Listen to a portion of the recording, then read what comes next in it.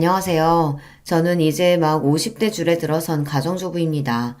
저도 40대까지는 사람이 활기도 있고 하고 싶은 것도 많고 그랬었는데 요즘은 이상하게 기분도 축축 처지고 아무것도 하고 싶지가 않아요. 이런 이야기를 남편과 아이들에게 했더니 다들 하나같이 한다는 말이 갱년기인 것 같다고 하더라고요. 물론 저도 압니다. 제가 갱년기가 오기는 했죠. 하지만 아무리 갱년기라고 한들 단순히 호르몬의 문제라고만 생각하기엔 제 마음이 너무 답답하고 힘들어요. 친구들 추천으로 영양제도 먹어보고 병원에 가서 검사도 이것저것 받아봤는데 영 효과가 없더라고요.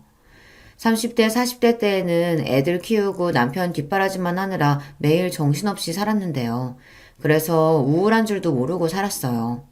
그런데 이제 애들도 다 커서 대학도 다니고 자기들 생활도 생기니 저도 특별히 신경 쓸 게 없더라고요. 그래서 더 허전하고 우울한 건 줄은 몰라도 이상하게 별거 아닌 일에 기분이 상하고 서운하고 그래요. 최근엔 별것도 아닌 걸 가지고 큰딸에게 짜증을 냈어요. 큰딸이 남자친구가 생겨서 요즘 연애하느라 바빠요. 둘이 얼마나 좋으면 평일에도 매일 만나고 주말마다 나가더라고요. 처음엔 그러려니 했는데 집안에 일이 있어도 관심도 없고 데이트만 하고 다니니 은근 서운하더라고요. 그날은 저희 친정어머니 생신이었어요. 친정어머니께서 요양원에 계셔서 제가 새벽부터 음식해서 면회 갈 예정이었습니다. 남편은 택시 운전을 해요. 원래는 항상 남편이 요양원에 함께 가곤 했는데 하필이면 그날 남편 친구가 상을 당해서 전날 장례식장에서 하루 있다가 오게 됐어요. 혼자 택시를 타야 하나 버스를 타야 하나 고민을 하고 있는데 딸이 늦게까지 자는 모습이 보이더라고요. 저는 오늘은 데이트가 없나 싶어 슬쩍 다가가 부탁을 했습니다. 딸, 오늘 외할머니 생신인 거 알지? 엄마 음식 싸서 요양원 갔다 오려고 하는데 같이 갈래? 다른 날도 아니고 생신이니 손녀까지 같이 데려가면 어머니도 오랜만에 좋아하실 것 같아 부탁했습니다. 저는 딸에게 말하면서도 어쩐지 눈치가 보였어요. 자식들 어릴 때야 제가 굳이 말하지 않아도 제가 어디만 가면 졸졸 따라다녔었지만 이제 좀 컸다고 마트라도 한번 같이 가자고 말하기가 괜히 민망스럽더라고요. 공부하고 아르바이트하고 자식들도 바쁘고 힘든데 제가 괜히 귀찮게 하는 것 같아서요. 그런데 제 말에 딸이 귀찮다는 듯 이불을 덮어버렸어요. 그러더니 한다는 말이 싸가지가 없었습니다. 아, 엄마, 나 이따가 남친이랑 영화 보기로 해서 오늘은 안 돼. 오늘은 그냥 택시 타고 갔다 와. 내가 택시비 줄게. 오전 10시가 될 때까지 침대에서 빈둥거리고 있었으면서 갑자기 남자친구랑 약속이 있답니다. 영화 시간이 언젠데 요양원 면회 시간도 얼마 안 돼서 엄마 할머니 얼굴만 보고 금방 올 거야. 같이 잠깐 갔다가 너는 남친 만나러 가면 되지. 딸이 약속이 있다곤 했지만 그 시간까지 준비도 안 하고 뒹굴뒹굴 하고 있는 게 아직 여유가 있는 것 같아 저는 한 번 더 이야기했습니다. 아무래도 음식을 만들어 싸둔 게 양이 많아서 딸에게 차로 데려다 달라고 해야 할 것 같아서요. 엄마, 나도 계속 시험 기간에 아르바이트해서 너무 피곤해서 그래. 아, 오늘은 제발 좀 쉬자. 제 말이 듣기 싫은지 딸은 잔뜩 인상을 구기며 짜증을 냈습니다. 그 모습을 보니 저도 순간 욱하더군요. 너는 딸년이라는 게 어떻게 그렇게 너밖에 모르니? 네 외할머니가 너한테 어떻게 했는데? 아무리 정신없는 노친애라도 1년에 한 번이는 생일인데 소녀가 돼서 들여다볼 생각도 안 하니? 순간 저는 울분을 토해냈습니다. 친정어머니가 첫손녀라고 제 딸을 얼마나 예뻐했는지 몰라요. 친정어머니는 평생 시골에서만 사시던 분이었는데 제가 둘째를 낳고 힘들어하니까 큰애를 봐주시겠다고 시골에서 자주 올라오셔서 큰딸을 봐주셨어요. 엄마도 무릎도 안 좋고 허리도 안 좋으면서 손녀 놀아주겠다고 동물원이고 공연장이고 혼자 데리고 다녀주셨습니다. 그렇게 키웠는데 딸년이 1년에 한 번도 할머니를 보러 가지 않겠다고 하니 서운하고 너무 화가 났습니다. 그 순간만큼은 제 속으로 낳은 자식이라도 미웠어요. 아, 왜 또 말을 그렇게 해? 그리고 나만 손녀야? 김희수한테는 말도 안 했으면서 왜 나한테만 그래? 딸려는 또 둘째랑 비교하며 자기한테만 뭐라고 한다고 하네요. 예서는 면허가 없잖아. 저기 식탁 위에 짐 좀 봐라. 엄마가 혼자 힘들게 낑낑 들고 가야 하는데 면허 있는 네가 좀 태워다 주면 안 되니? 결국은 운전해달라는 말이었네. 아, 그러니까 내가 택시비 준다고 택시 타고 가라고 했잖아. 말해봐야 뭐 하겠어요. 자식이라고 많은 것도 아니고 딸랑 둘인데 하나같이 제 속을 알아주는 놈이 없으니 계속 말해봐야 우라통이 더 터졌습니다. 내가 그깟 택시비 없어서 그러냐? 에이그, 싸퉁바가지 없는 년. 내가 너한테 뭘 바라냐? 아, 엄마! 별것도 아닌 거 가지고 왜 그렇게 예민하게 굴어? 그리고 나한테 년이라고 좀 욕하지 좀 마. 딸 사춘기 때보다 요즘 들어 딸이랑 훨씬 더 다툽니다. 사춘기 때는 딸이 말도 안 하고 입을 꾹 다물고 있어서 제가 받아주기만 하면 됐었는데요. 제 갱년기는 화를 도저히 참을 수 없어 버럭버럭 내질러야만 화가 누그러드니 가족들하고 안 싸울 수가 없었어요. 이런 이야기를 시댁에서 동서와 함께 나눈 적이 있습니다. 친정어머니 생신날 있었던 이야기를 하면서 제가 갱년기가 오기는 왔는지 자꾸만 욱하게 되고 가족들에게 화를 내게 된다고요. 그래서 별것도 아닌 일에 서운하고 혼자 우울하다고 했습니다. 그러자 가만히 듣고 있던 동서가 기분 나쁘게 실실 웃었어요. 그러게 제가 말씀드렸잖아요. 답답하게 애들하고 남편만 바라보고 사시지 말라고요. 진작 면허도 따고 일도 했으면 지금 자식한테 부탁할 일 없죠. 평생 자식한테 헌신하면 뭐래요? 다들 대가리 크면 자기들이 혼자 큰 줄 알고 부모는 헌신짝처럼 여기는데. 저 보세요. 애 있다고 애한테 얽매이지 않고 자유롭게 살았더니 지금도 저나 애나 각자 알아서 잘만 살잖아요. 동서 말이 틀린 말이 아니라는 건 저도 잘 압니다. 하지만 동서에게 듣고 싶은 말은 그런 현실적인 조언이 아니었어요. 저는 위로가 필요했습니다. 동서야 젊어서부터 돈도 잘 벌었으니까 슈터도 쓰고 학원도 다 보내면서 키워서 그렇지. 우리 집 사정이 동서네랑 어디 같나? 다를 게 뭐가 있어요. 형님도 애 하나만 낳고 작은 직장이라도 다녔으면 지금 그 꼴은 안 당하죠. 그러게 왜 애를 둘이나 낳아서 일을 그만뒀어요? 애들도 엄마가 자기 일하고 돈 벌면 무시 못해요. 자식 때문에 속상해서 하소연 좀 했더니 동서는 단번에 저를 자식에게 무시당하는 엄마로 만들었습니다. 우리 애들이 날 무시해서 그런 게 아니라 이제 다 커서 자기들 생활이 생기니까 그렇다는 거지. 동서도 지연이 커봐. 지금이랑은 달라. 이런 이야기를 하려던 건 아니었는데 동서가 자꾸만 지금까지 살아온 제 삶을 부정하며 나쁘게 이야기를 하니 저도 은근 기분이 상하더라고요. 저는 형님이랑 달라요. 지연이가 크면 자기가 알아서 사는 거지. 제가 신경 쓸 게 뭐 있어요? 저는 지연이가 뭘 하든 간섭 안 할 거예요. 딸 키우는 게 그렇게 쉬운 줄 알아? 요즘 세상이 얼마나 위험한데. 동서도 자기 일만 신경 쓰지 말고 지연이한테 관심도 좀 가져. 한참 사춘기잖아. 동서가 똑똑하고 뭐든 잘하는 걸 알면서도 저는 괜히 자격지심에 아무 말이나 막 했습니다. 동서한테 말해봐야 제가 절대 이길 수 없다는 걸 알면서도 말이죠. 한참 사춘기 맞죠? 근데 우리 지연이는 괜찮아요. 스트레스 풀라고 제가 병원에서 매일 피부 관리도 해주고 백화점에서 쇼핑하라고 제 카드도 줬어요. 형님은 모르시겠지만 요즘 애들은 금융치료라고 해서 부모가 집에서 챙겨주는 것보다 한도 없는 카드 주는 걸 더 좋아하거든요. 그거면 사춘기고 뭐고 그냥 지나가는 거죠 뭐. 제가 이렇게 푼수해요. 동서한테 이런 이야기를 해봐야 제 마음을 이해할 리 없는데 괜한 소리를 해서 또 듣기 싫은 소리를 듣고 말았습니다. 제 동서지만 참 잘났어요. 동서는 피부과 의사입니다. 동서는 저랑 나이가 비슷한데도 결혼하고 5년이 지나서야 애를 낳아 아직 애가 중학생이에요. 의사 시험에 합격하고 나서 아이를 낳겠다고 하는 바람에 시동생이 기다려줬거든요. 동서는 대단해요. 아이를 낳고도 낳은 지 일주일 만에 바로 병원에 출근했어요. 당시에 저는 아무것도 못하고 애 둘만 키우는 것도 힘들어서 정신이 없었는데 동서는 이제 갓 태어난 신생아를 남의 손에 맡기고 열심히 일했습니다. 그 덕분에 동서는 지금 강남에서 개인 병원을 운영 중이에요. 집도 한남동의 비싼 아파트에 살고 차도 외제차가 2대나 있는 걸로 알고 있습니다. 시동생은 약사예요. 현재 동서병원 1층에서 약국을 운영 중입니다. 원래 시동생은 시댁 자랑이었어요. 어릴 때부터 공부도 잘하고 성실해서 동네에서도 유명한 모범생이라 시부모님이 떠받들어 살았었는데요. 본인보다 더 잘나고 똑똑한 아내를 만나는 바람에 어깨를 못 펴고 살고 있어요. 결혼 초에는 시부모님께서 동서를 단단히 잡겠다고 잔소리도 해보고 시집살이도 시켜봤지만 소용없었습니다. 동서는 친정이 강남에서 유명한 땅 부자라 결혼할 때 시동생 명의로 아파트도 해주고 차도 사줬어요. 나중에 시동생 약국까지 차려주셨고요. 그렇다 보니 시부모님 입장에서는 깨갱하고 며느리를 상선으로 모시는 수밖에 없었죠. 한 번은 이런 적도 있었습니다. 동서가 조카를 낳고 얼마 되지 않아 시댁에 떡하니 찾아와 애를 좀 봐달라고 했어요. 본인이 교수가 되려면 미국에 1년 동안 연수를 꼭 다녀야 한다고요. 당신 뭐 하는 거야? 그거 안 된다고 했잖아.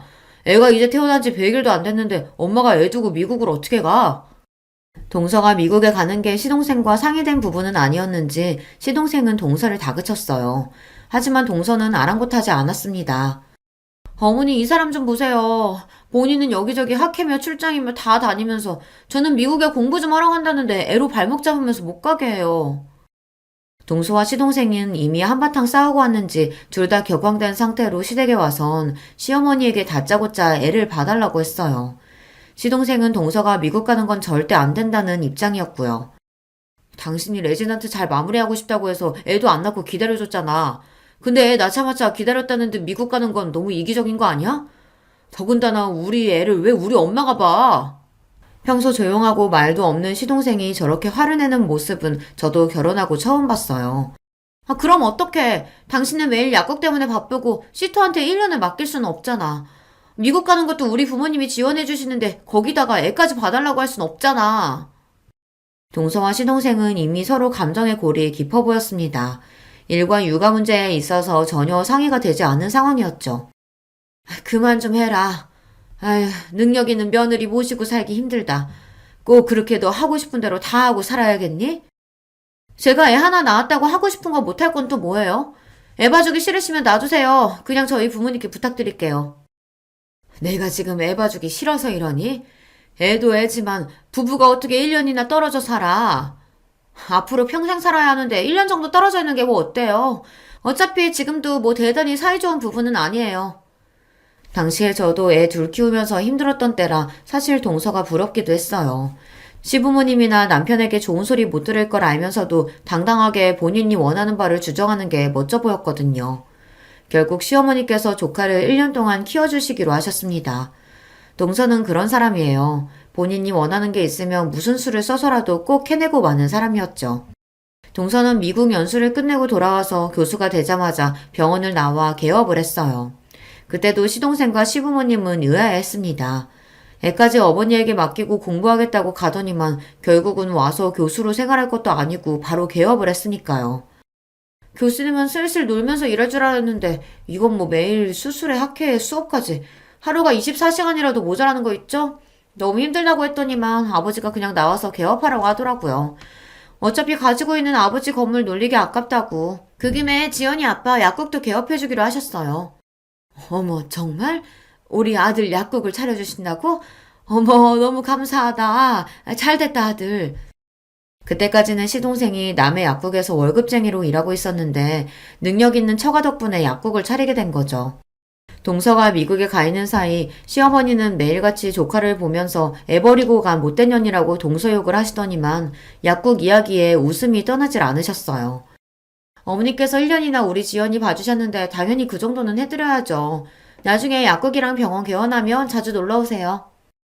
동서를 보면서 한 번 더 크게 느낀 게 돈이 참 좋은 거라는 겁니다. 동서처럼 머리도 좋고 능력도 있는 사람이 경제적으로도 여유가 있으니 어디서든 기죽을 일이 없더라고요. 결혼하고 5년 동안 아이를 낳지 않아도 당당하고 애를 낳자마자 남편과 아이를 두고 미국에 가도 당당하고 그러고 돌아와 돈으로 모든 보상을 하고 나니 다들 한마디도 안 하더라고요. 물론 그런 동서를 보면서 저도 사람인지라 자존심이 상할 때도 있고 자격지심이 느껴질 때도 있었어요. 그럴 때마다 저는 애써 웃어 넘겼습니다. 차이가 나도 너무 차이가 나다 보니 저는 아예 동서와는 다른 세상 사람이라고 생각하는 편이 편했어요. 그런데 저도 나이가 들고 갱년기라 예민해서인지 몇 년 전부터 동서의 행동이 거슬리기 시작했어요. 최근 저희 친정어머니께서 돌아가셨습니다. 부모님의 죽음이라는 게 누구에게나 충격적이지만 저는 특히나 어머니께서 오랫동안 요양원에서 생활하시다 돌아가신 거라 더 마음이 안 좋고 죄송했어요. 자식으로서 항상 받기만 하고 해드린 게 너무 없다는 마음이 들어서요. 그러다 보니 장례식만큼은 어머니께서 원하시는 대로 해드리고 싶었습니다. 어머니는 요양원에 가시기 전까지 50년을 넘게 살았던 고향에 묻히고 싶어 하셨어요. 거기에 친정아버지 묘도 있거든요. 어머니는 치매기가 있어서 정신이 오락가락 하시던 와중에도 항상 죽으면 고향 땅 아버지 옆에 있고 싶다고 하셨습니다. 저는 그 소원을 들어드리기 위해 장례식도 어머니의 고향에서 진행하고 장지도 아버지 옆자리로 결정했어요. 안 그래도 마음이 좋지 않은 와중에 제 앞에서 동서가 실수를 했습니다. 지금도 그때만 생각하면 성질이 나서 자다가도 벌떡벌떡 일어나요. 동서가 한 짓이 너무 괘씸해서요. 장례식은 자식이 서울에 살면 서울에서 하는 거 아니에요? 아니 무슨 조문객도 별로 없으시면서 굳이 장례식을 이 먼 목포까지 와서 해요. 아 바빠 죽겠는데 환자들 일정 변경하느라 죽는 줄 알았잖아요. 당신은 무슨 그런 소리를 해? 왜? 내 말이 맞잖아.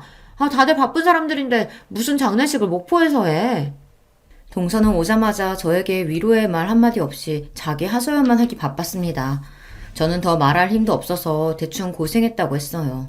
바쁘면 안 와도 되는데 멀리까지 오느라 고생했어요. 서방님, 동서 와줘서 고마워요. 얼른 식사부터 해요. 마음 같아서는 너 같은 거 안 와도 된다고 소리치고 싶었지만 어쩌겠어요. 저런 것도 가족인걸요. 저는 애써 고생했다고 어깨를 다독이며 육개장이라도 한술 뜨라고 자리를 안내했습니다.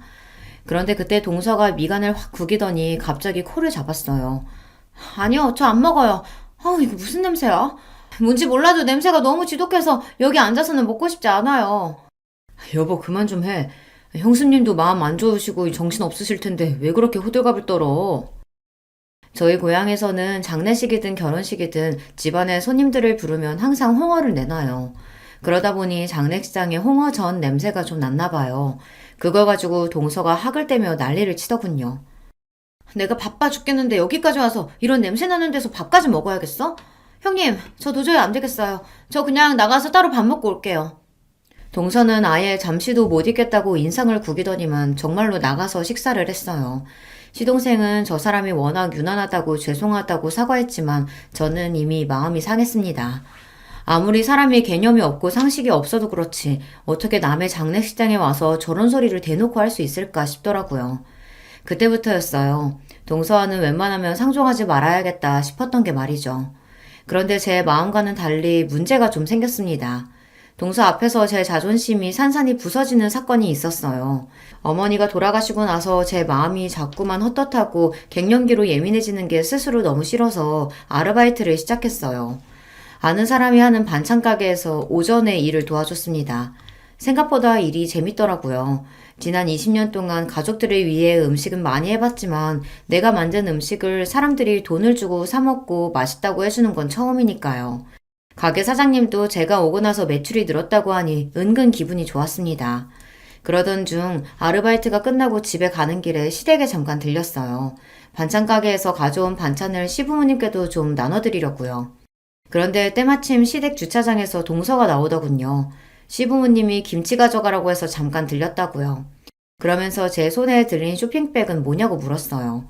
저는 어머니 장례식 때 이후로 동서랑은 말도 섞고 싶지 않아 내내 피해 다녔는데 이렇게 딱 마주치고 보니 저도 모르게 당황해서 대충 말을 얼버무렸어요.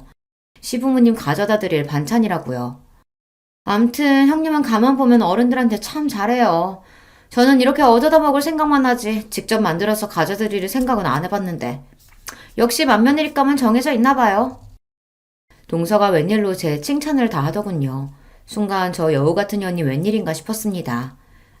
집에서 만든 건 아니고 내가 얼마 전부터 아는 사장님 가게에서 일해서 남은 거 가지고 온 거야. 괜찮으면 동서도 좀 가져가던지. 동서랑 마주보고 이야기하는 게 괜히 불편해서 반찬 가게에서 일하고 있다고 이야기를 한 건데 순간 제 말에 동서가 눈이 동그래지더니 갑자기 제게 달려오더라고요. 그러더니 한다는 말이 놀라웠어요. 어머, 형님 잘 생각했어요. 아주버님이 혼자 돈 벌어 다니시길래 형님은 도대체 맨날 집에서 놀면서 뭐 하나 싶었는데. 그래요. 형편이 어려우면 사람이 일을 해야죠. 동서의 말에 저는 순간 놀라서 입이 다물어지지 않았습니다. 제 남편이 저도 모르게 돈을 구하러 다닌다네요. 동서, 그게 무슨 소리야? 애들 아빠가 돈을 구하러 다닌다니. 설마 우리 애들 아빠가 동서한테 돈 꺼갔어? 아주버님이 직접 나한테 꺼간 건 아니고 우리 지연 아빠한테 돈 좀 빌려달라고 하셨더라고요. 둘째 대학 등록금이 좀 부족하다고. 동서의 말에 저는 심장이 쿵 하고 떨어지는 것 같았습니다. 제가 얼마 전 남편에게 애들 등록금 이야기를 했을 때 남편은 알겠다고 문제 없다고 했거든요. 저는 그 말만 믿고 정말 그런 줄 알고 넋을 놓고 있었는데 남편 혼자 돈 걱정에 전전긍긍했을 걸 생각하니 가슴이 시큰하더군요. 에이, 근데 우리 지연 아빠 돈이 뭐 그 사람 돈인가요? 사실 다 제 돈이지. 많이 급하신 것 같아서 제가 그냥 드리라고 했어요. 뻔히 형님네 사정 아는데 꺼주긴 뭘 꺼줘요. 어차피 못 받을 돈. 동서는 역시나 참 대단합니다. 같은 말을 해도 사람을 바보로 만드는데 일가견이 있어요. 남편이 저에게 말을 안 했는데 둘째 대학 등록금이 부족해서 시동생에게 빌렸나 봐요. 속마음은 우라통이 터지고 가슴이 찢어지는 것 같았지만 재수없는 동서 앞에서 티를 낼 수가 없었죠. 그런 일이 있었구나. 나는 모르고 있었네. 동서 미안하고 고마워. 그 돈은 내가 금방 갚을게. 아니에요 형님. 내가 꼭 돈 내놔라고 한 것처럼 사람 민망하게 왜 그래요. 우리한테 돈 몇백이 뭐 돈인가요? 정말 괜찮으니까 신경 쓰지 마세요. 아니야 동서. 그 돈 내가 꼭 갚을 거야. 그러니까 괜한 소리 하지 말고 그냥 받아. 동서와 이야기를 나누면 나눌수록 제 감정은 점점 더 격앙되었습니다. 자존심이 너무 상해서요. 형님, 왜 또 정색하고 그러세요? 사람 무섭게. 우리 형님 이제 보니까 자존심 엄청 강하시구나? 알았어요, 알았어.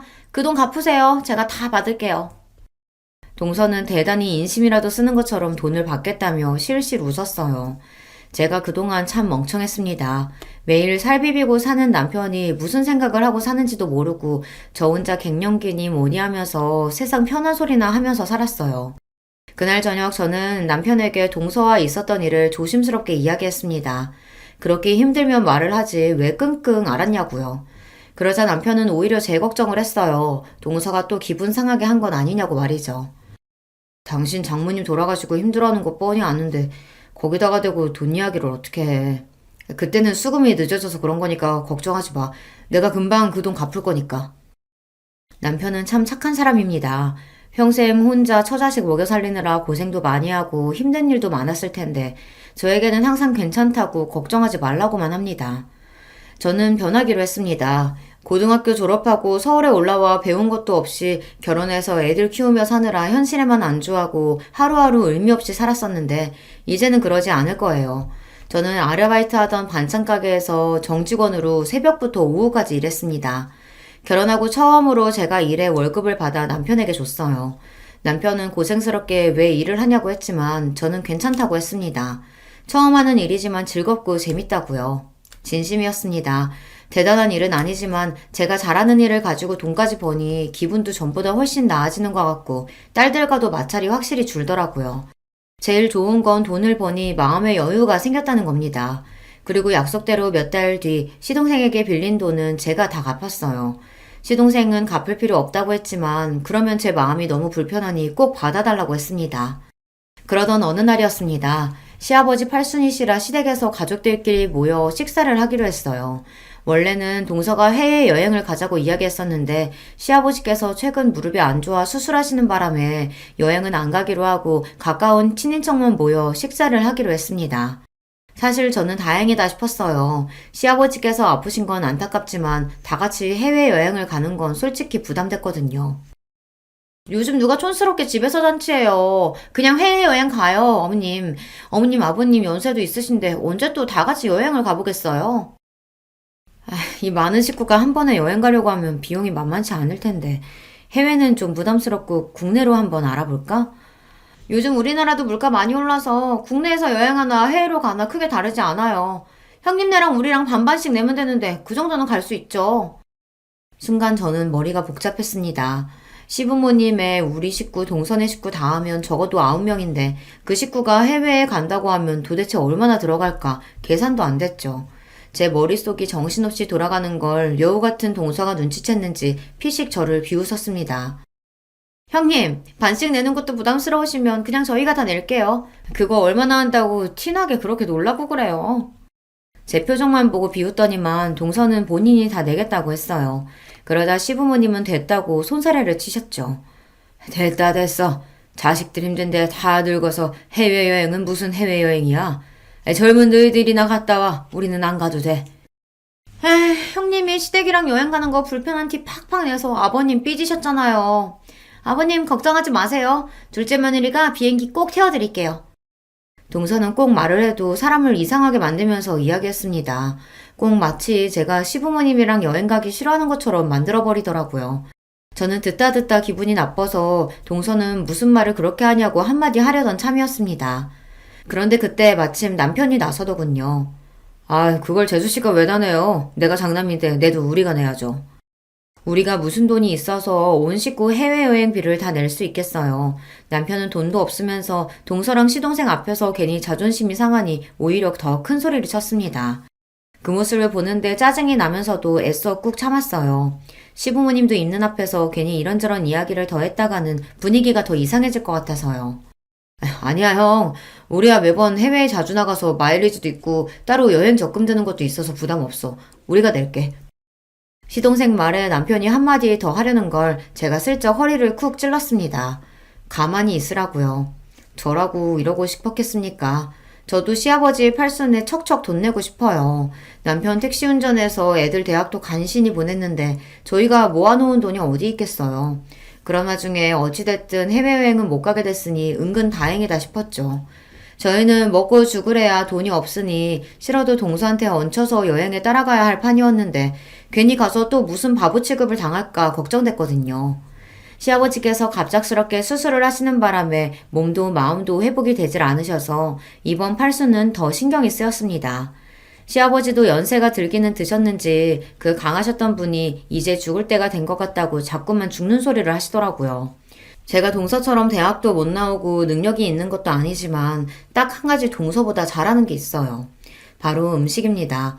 어머니에게 손맛을 물려받아 음식은 제법 해요. 시부모님도 제가 한 음식이라면 입맛에 맞으신다고 밥풀도 하나 남기지 않으시고 드세요. 그래서 이번 팔순엔 제 실력을 마음껏 뽐내보기로 했습니다. 해외여행도 가지 못했으니 동서는 분명 두둑한 봉투를 준비할 거예요. 거기에 밀리지 않으려면 평소보다 훨씬 더 막강한 음식들로 준비를 해야겠다 싶었습니다. 이런 생각을 한다는 게 제가 생각해도 유치하긴 해요. 하지만 저처럼 살아보신 분들은 아실 겁니다. 집안의 며느리라고는 저랑 동서 둘뿐인데 여러 면에서 차이가 나다 보니 알게 모르게 시부모님께 비교당하기도 하고 안 그러려고 해도 혼자 자격지심에 쪼그라들기도 해요. 제가 할 수 있는 건 고작 몸으로 때우는 것뿐이지만 그거라도 잘하고 싶었습니다. 저는 시아버지 팔순 일주일 전부터 장을 보고 메뉴를 준비했어요. 장을 보고 있는데 동서한테 연락이 왔길래 음식 준비하느라고 장을 보고 있다고 했더니만 저더러 뭐하러 사서 고생하냐고 하더라고요. 아, 형님은 답답하게 왜 그런 짓을 하세요? 요즘 출장 뷔페랑 배달 음식이 얼마나 잘 돼 있는데요. 우리 그냥 시켜서 먹어요. 출장 뷔페나 배달 음식도 좋지. 근데 동서도 알잖아. 아버님 밖에 음식 안 좋아하시는 거. 다른 날도 아니고 팔순 생신인데 그냥 집에서 준비하지 뭐. 동서도 그날 시간 괜찮으면 일찍 와. 얼마 전 명절에 동서 말대로 제사 음식을 배달시켰다가 시아버지에게 저만 혼났어요. 매번 하던 거 귀찮아서 그걸 돈 주고 샀냐고요.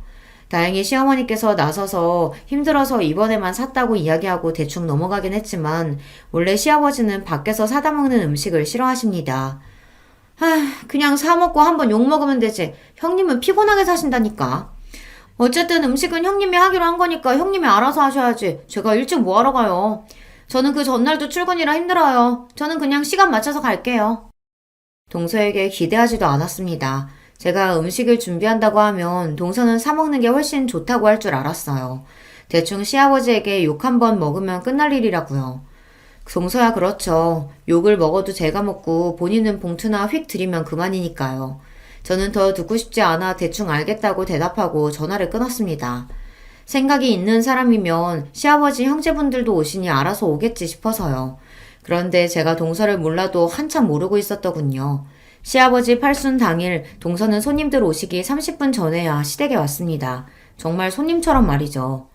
둘째, 너는 아무리 바빠도 그렇지 큰애랑 나랑 음식하느라 정신없는 거 뻔히 알면서 오늘만큼은 좀 일찍 오지 그랬냐.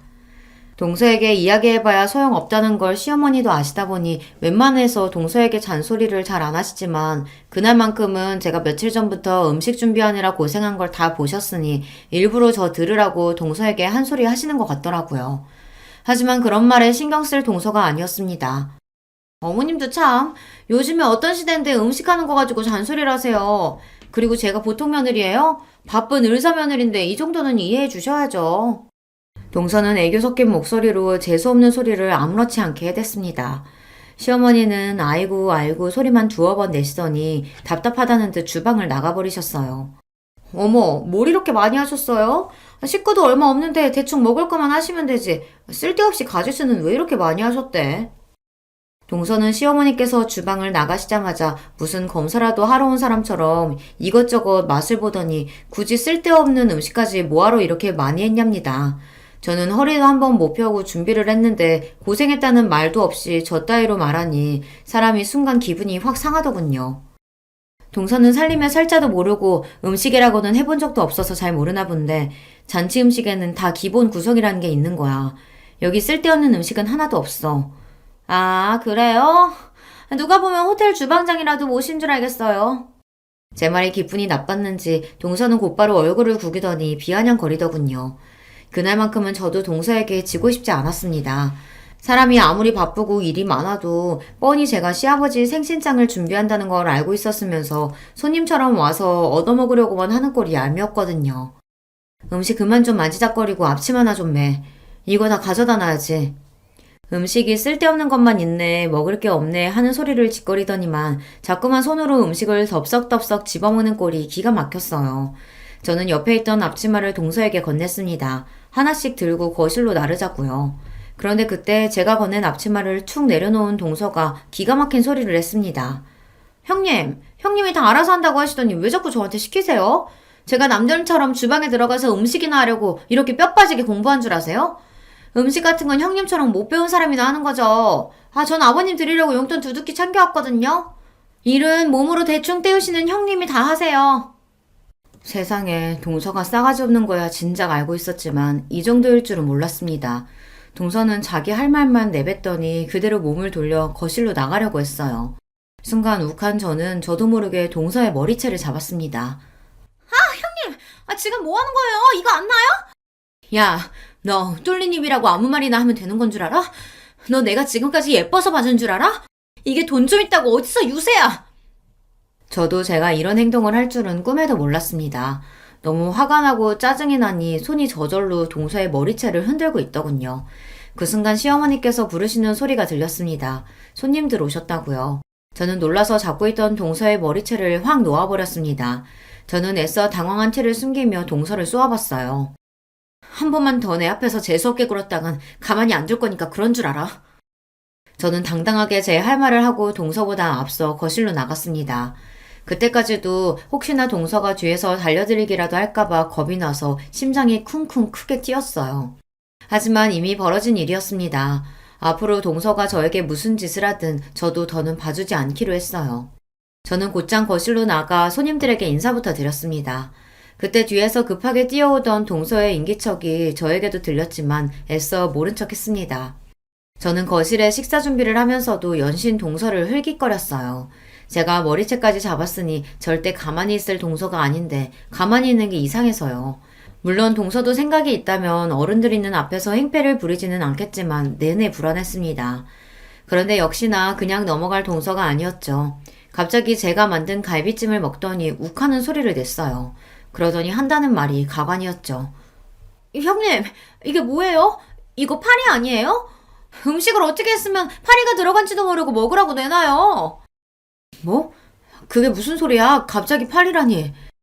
순간 거실에 있던 시부모님과 손님들은 일제히 동서 손에 들린 파리를 쳐다봤어요. 그런데 동서 말이 사실이었습니다. 제가 만든 갈비집에서 새까만 파리가 나왔어요. 저는 놀라서 그럴 리 없다고 음식을 확인했습니다. 그때였어요. 동서는 다른 접시에 있던 잡채도 한 입 먹어보더니 욱소리를 내며 뱉었습니다.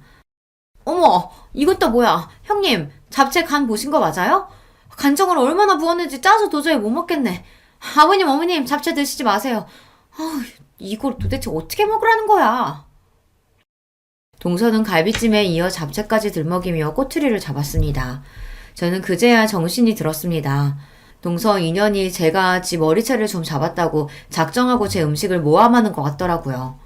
동서 무슨 소리야. 내가 다른 거 몰라도 잡채간은 몇 번을 봤는데 짜긴 뭐가 짜다고 그래. 짜니까 짜다는 거지. 제가 뭐 없는 소리라도 지어내는 줄 알아요? 이상하면 형님이 먹어봐요. 그럴 리 없었습니다. 갈비찜에 파리가 들어간 건 음식의 뚜껑을 열어놔서 그럴 수도 있겠다 싶지만 잡채가 먹지 못할 정도로 간이 안 맞을 리 없어요. 제가 다른 건 몰라도 잡채 하나는 자신 있거든요. 그런데 그때 금방 잡채를 드신 시어머니께서 조심스럽게 이야기를 하셨습니다. 어머, 큰애야. 잡채가 너무 짜기는 하다. 네가 이것저것 음식한다고 바쁘더니만 실수로 간장을 더 넣었나 봐. 아무래도 믿을 수 없어 저는 제 젓가락으로 잡채를 먹었습니다. 그런데 동서 말이 맞았어요. 잡채가 짜도 너무 짜더라고요. 말도 안 돼. 그럴 리가 없는데. 형님이 음식하느라 힘들어서 실수했나 봐요. 아무리 그래도 이건 심해도 너무 심하다. 입도 못 대겠어요. 아버님, 우리 대충 배 채운 것 같은데 그냥 나가서 2차 할까요? 제가 분위기 좋은 막걸리 집으로 안내할게요. 저는 이 상황이 믿기지 않아 순간 말문이 턱하고 막힌 채 멍하니 있었습니다. 재수씨, 아무리 그래도 준비한 음식이 이렇게 많이 남았는데 갑자기 어딜 가요? 아주버님도 음식 드셔보셨으면 아실 거 아니에요. 아버님 팔순이신데 이만 손님들까지 초대했으면 맛있는 걸로 대접해야죠. 아버님, 어머님, 그냥 우리 나가요. 막걸리 먹고 노래방도 가서 놀고 오자고요. 순간 분위기가 이상해지자 시부모님들도 손님들도 제 눈치를 살피셨어요. 저는 이대로 가만히 있으면 안 될 것 같아 정신을 차리고 자리에서 벌떡 일어났습니다. 괜찮아요, 어머님, 아버님. 동서랑 2차 신나게 다녀오세요. 뒷정리는 제가 하고 있을게요. 저도 바보가 아닙니다. 동서가 시부모님을 모시고 나가겠다고 한 순간 분명 이건 동서가 저에게 복수하려고 술을 쓴 거라고 직감했어요. 하지만 시아버지 생신인데 제가 분위기를 망칠 수는 없었죠. 저는 시부모님과 손님들에게 여기는 걱정하지 말고 나가서 신나게 놀다 오시라고 했어요. 시어머니는 끝까지 혼자 이 많은 걸 어떻게 정리하냐고 그냥 두고 같이 나가자고 하셨지만 저는 마음이 내키지 않았습니다. 이대로 동서와 나갔다가는 노래방이 아니라 공터에 나가 한바탕 치고받고 싸워야 할 것 같아서요. 동서와 가족들이 나가자마자 저는 눈물이 왈칵 쏟아지고 말았습니다. 울지 않으려고 안간힘을 쓰며 노력했지만 소용없었어요. 오늘만은 어떻게든 동서를 이기고 싶었는데 결국은 또 동서에게 놀아나고 말았습니다. 여보, 왜 울어? 괜찮아? 저는 괜찮다고 동서와 시동생과 함께 막걸리를 먹고 오라고 보냈는데 남편은 아무래도 제가 신경 쓰였는지 다시 돌아왔어요. 그러다 제가 혼자 바닥에 주저앉아 아이처럼 엉엉 소리를 내며 울고 있는 모습을 보고만 거죠. 울고 있는 제 모습을 보고 놀란 남편이 저를 향해 달려오자 저는 그 모습이 고마워서 또 눈물이 터지고 말았습니다. 여보, 내가 만든 갈비찜에 파리가 들어갔을 리가 없어. 그리고 당신도 알잖아. 내가 만든 잡채가 얼마나 맛있는지. 내가 지금까지 살면서 잡채를 100번도 넘게 만들었는데 거기다가 실수로 간장을 부었을 리 없다고. 이건 분명 동서가 나 엿먹이려고 일부러 그런 거야. 여보, 그게 무슨 말이야? 재수씨가 왜 당신을 일부러 엿먹이려고 했겠어? 눈물을 펑펑 쏟으며 웅얼거리는 제 말에 남편은 무슨 소리냐고 자세하게 이야기해보라고 했습니다. 남편의 다정함에 기대해 저는 오늘 주방에서 있었던 일을 그대로 다 말했어요. 동서가 늦게 와서는 내 음식 가지고 듣기 싫은 소리를 하길래 하도 열받아서 머리채를 잡았다고요. 그랬더니 동서가 화가 나서 일부러 내 음식에 장난질하고 시부모님 모시고 나간 것 같아. 평소 동서가 하는 짓을 봤을 땐 분명해. 제 이야기를 들은 남편은 눈이 휘둥그레졌습니다. 평소 누구에게도 싫은 소리 한마디 못하는 제가 흥분해서 동서의 머리채까지 잡았다는 말에 남편도 많이 놀라나 보더라고요. 그러더니 남편이 한다는 말이 놀라웠습니다. 재수씨, 이 여자 이거 진짜 안 되겠네. 어디 감히 천사 같은 우리 와이프를 가지고 놀아. 여보, 걱정하지 마. 내가 재수씨, 아니 그 여자 코를 아주 납작하게 만들어줄게. 그때까지는 저도 남편이 무슨 소리를 하는 건가 싶었습니다. 저도 동서 때문에 화가 나긴 했지만 남편이 무슨 수로 동서의 코를 납작하게 해주겠다는 건가 싶어서 남편에게 물어봤습니다. 무슨 계획이 있는 거냐고요. 당신은 걱정하지 말고 딱 기다려. 내일이면 다 해결될 테니까. 남편답지 않게 단호하게 말하는 모습에 뭔가 믿는 구석이 있는 것 같긴 했지만 바로 다음날 남편은 생각지도 못한 폭탄 발언을 했습니다. 다음날 저녁 남편은 시댁으로 저와 동서를 모두 수집했어요. 어제 생일이라고 거하게 상도 차려주고 막걸리에 노래방까지 가서 신나게 놀았으면 됐지. 오늘은 또 무슨 일로 식구들을 다 불러 모았어? 아버님은 무슨 일이냐고 연신 물으셨습니다. 그러자 남편은 들고 있던 봉투에서 웬 사진들을 꺼내 바닥에 던지듯 뿌렸습니다. 그러더니 한다는 말이 충격적이었어요. 아버님, 어머님, 놀라지 말고 들으세요. 이게 바로 아버님, 어머님이 예뻐했던 둘째 며느리의 진짜 모습이니까. 남편의 말에 자리에 있던 시부모님과 저는 의아한 얼굴로 바닥에 떨어진 사진을 주었습니다. 뭐야, 둘째야. 이게 다 뭐냐? 이 남자들은 누군데 너랑 이러고 있는 거야? 네? 무슨 말씀이세요, 어머님? 남자라뇨? 남편이 뿌린 사진 안에는 술에 잔뜩 취한 동서가 양쪽에 젊은 남자들을 끼고 웬 술집에서 나오는 사진이었어요. 그 사진을 확인한 시부모님은 곧장 동서를 쏘아보았고 동서는 놀라 사진을 구겼습니다. 그러더니 한다는 소리가 기가 막혔어요. 어머, 아주버님, 이게 다 뭐예요? 아주버님 혹시 스토커예요? 남의 사진을 이렇게 마음대로 찍으면 어떡해요? 모 눈에는 뭐만 보인다더니 스토커는 무슨. 아버지, 어머니, 그 사진 속 술집 보통 술집 아니에요. 돈만 주면 젊은 남자들이랑 술 먹고 노는 룸사롱이라고요.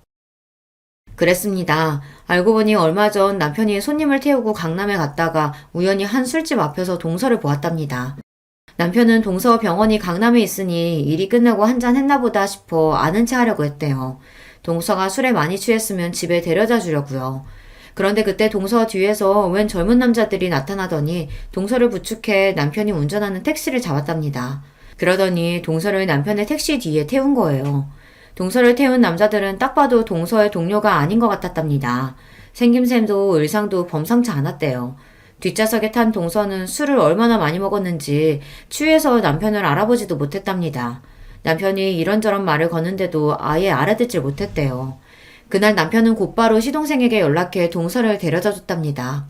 그리고 남편이 강남에서 본 광경을 그대로 이야기한 거예요.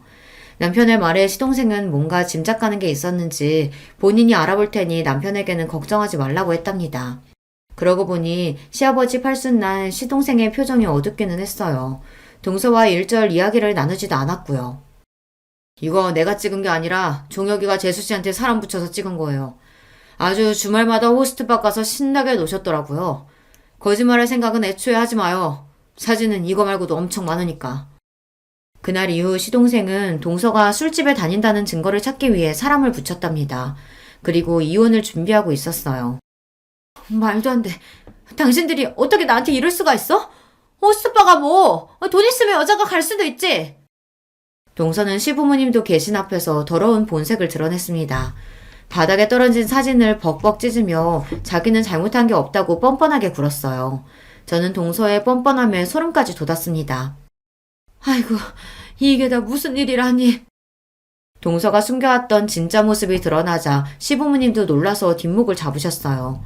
얼마 뒤 동서와 시동생은 이혼했습니다. 시동생은 알게 모르게 동서랑 살면서 쌓인 게 많았는지 동서의 귀책 사유들을 샅샅이 찾아내 법원에 제출했습니다. 사람이 하나를 보면 열을 안다고 남인 저에게도 그렇게 못되게 굴었는데 남편에게는 오죽했겠어요. 시동생은 정신적 피해 보상에 대한 위자료도 청구했답니다. 양육권 문제로 아직 소송 중이지만 조카가 동서보다는 시동생과 살고 싶어 해서 양육권도 곧 가지고 올 수 있을 것 같아요. 저는 살다 누군가의 이혼을 이렇게 응원하게 될 줄은 몰랐습니다. 저도 웬만하면 자식을 위해서라도 부부가 서로를 이해하고 화목하게 살아야 한다고 생각하는 사람이지만 동서는 아니에요. 사람이 많이 배우고 직업도 을사면 뭐래요. 인간이 덜 되는걸요. 여러분도 시동생이 동서와 이혼하길 잘한 거라고 그런 여자랑 살았으면 더 불행했을 거라고 응원하는 댓글 좀 많이 달아주세요. 여러분의 댓글이 우리 가족에게는 큰 힘이 될 겁니다. 끝까지 우리 가족 이야기 들어주셔서 감사해요. 여러분의 가정에는 언제나 즐거운 일만 가득하시길 바랄게요. 저는 어느덧 40대에 접어든 직장인입니다. 저는 학창시절에 참 재미없는 학생이었어요. 공부밖에 모르고 연애도 할 줄 몰라서 초중고에 이어 대학교를 졸업할 때까지도 도서관에서만 살았습니다. 뒤늦게 군대에 다녀올 때까지 흔히 말하는 못쏠, 모태솔로였습니다. 태어나서 한 번도 연애를 해본 적이 없다는 뜻입니다. 그런 저에게도 결혼을 할 기회가 찾아왔습니다. 아내와는 집안 어른을 통해 주선된 선자리에서 처음 만났어요. 교사로 한동안 재직하셨던 큰아버지의 제자라고 하더라고요. 큰아버지는 그녀의 중학교 시절 담임 선생님이었는데 이렇게 참하고 착실한 처녀가 없는데 자라면서 저처럼 연애도 제대로 못하고 이날까지 시집을 안 가고 있었다고 하네요. 그러다가 제가 군대를 전역하고 사회인이 되었을 무렵 큰아버지께서는 그런 저를 눈여겨보시다가 자신의 애제자와의 만남을 주선시켜 주셨습니다. 처음 만난 아내의 모습은 정말 아름답게 그지없었습니다. 왜 이런 아리따운 여인이 이제껏 시집도 못 가고 연애다운 연애도 제대로 못 해봤는지 이해할 수가 없었습니다. 공부밖에 모르던 샌님인 저에게는 아깝다는 생각마저 들 정도였습니다. 그런데 대화를 좀 나눠보니 확실히 남자랑 대화하는 게 어색해 보이긴 했습니다. 대화도 툭툭 끊어지고 무엇보다 저를 그다지 마음에 들어하지 않는 것 같아 보였습니다. 그러면 오늘은 이만 이렇게 일어날까요? 네, 다음에 봬요. 뻘쭘한 분위기를 더 못 견딘 제가 자리를 펴하는 제안을 했고 그녀는 상투적인 다음에 보자는 말로 인사를 나눈 뒤 그날은 그렇게 헤어졌습니다. 어색해하던 그녀의 모습을 떠올리면서 이번 만남도 물 건너 갔구나 싶었습니다. 그런데 며칠이 지나서 그녀에게서 먼저 문자가 와 있었습니다.